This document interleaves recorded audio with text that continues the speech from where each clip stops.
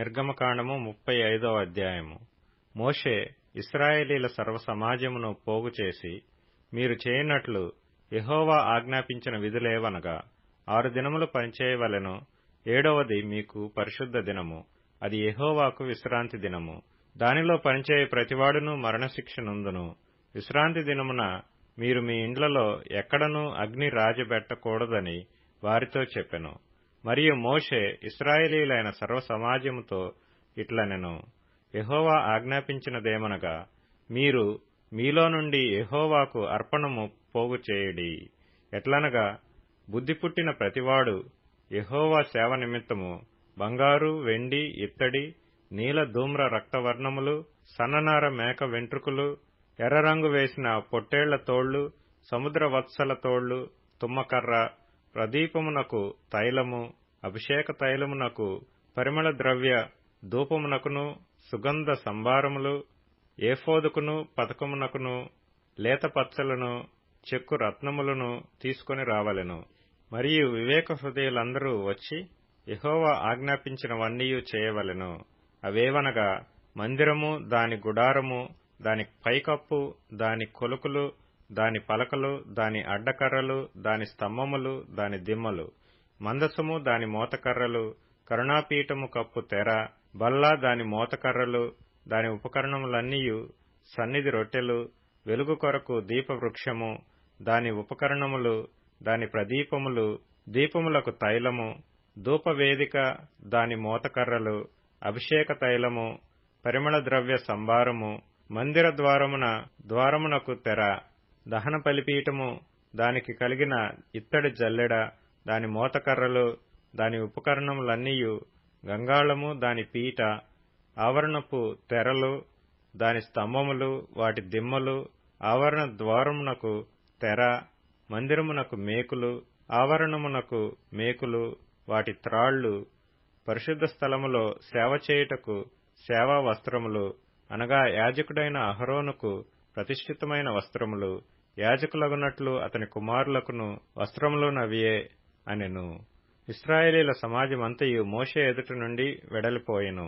తరువాత ఎవని హృదయం వాని రేపినో, ఎవని మనస్సు వాణ్ణి ప్రేరేపించినో వారందరూ వచ్చి ప్రత్యక్షపు గుడారము యొక్క పని కొరకు, దాని సమస్త సేవ కొరకును, ప్రతిష్ఠిత వస్త్రముల కొరకును యెహోవాకు అర్పణను తెచ్చిరి.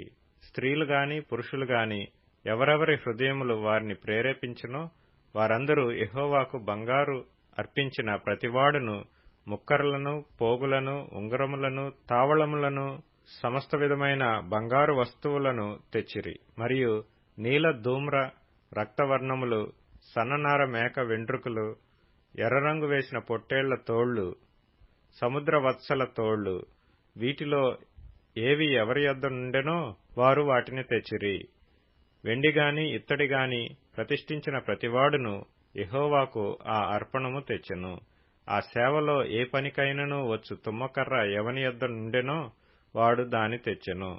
మరియు వివేక హృదయము గల స్త్రీలందరూ తమ చేతులతో వడికి తాము వడికిన నీల ధూమ్ర రక్తవర్ణములు గల నూలును, సన్ననార నూలును తెచ్చిరి. ఏ స్త్రీలు జ్ఞాన హృదయము గలవారై ప్రేరేపింపబడిరో వారందరూ మేక వెంట్రుకలను వడికిరి. ప్రధానులు ఏఫోదుకును పతకమునకును చెక్కు రత్నములను, లేత పచ్చలను, సుగంధ ద్రవ్యమును, దీపమునకును, అభిషేక తైలమునకును, పరిమళ ధూపమునకును తైలమును తెచ్చిరి. మోషే చేయవలెనని యెహోవా ఆజ్ఞాపించిన పనులన్నిటి కొరకు ఇశ్రాయేలీలలో పురుషులేమి స్త్రీలేమి తెచ్చుటకు ఎవరి హృదయములు వారిని ప్రేరేపించునో వారందరూ మనఃపూర్వకంగా యెహోవాకు అర్పణములను తెచ్చిరి. మరియు మోషే ఇశ్రాయేలీలతో ఇట్లనెను, చూడిడి, యెహోవా ఊరు కుమారుడును హూరు మనుమడునైన బెసలేలును పేరుపెట్టి పిలిచి విచిత్రమైన పనులను కల్పించుటకును, బంగారుతోనూ వెండితోనూ ఇత్తడితోనూ పనిచేయుటకును, రత్నములను సానపెట్టి పొదుగుటకును, చెక్కుటకును, విచిత్రమైన పనులన్నిటినీ చేయుటకును వారికి ప్రజ్ఞా వివేక జ్ఞానములు కలుగునట్లు దేవుని ఆత్మతో వారిని నింపియున్నాడు.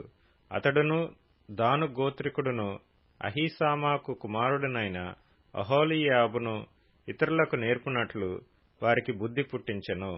చెక్కువాడేమి, చిత్రకారుడేమి, నీలధూమ్ర రక్తవర్ణములతోనూ సన్ననారతోనూ బుటాపని చేయువాడేమి, నేతగాడేమి, చేయు సమస్త విధములైన పనులు అనగా ఏ పని అయినను చేయువారి యొక్కయు విచిత్రమైన పని కల్పించు వారి యొక్కయు పనులను చేయునట్లు ఆయన వారి హృదయములను జ్ఞానముతో నింపియున్నాడు.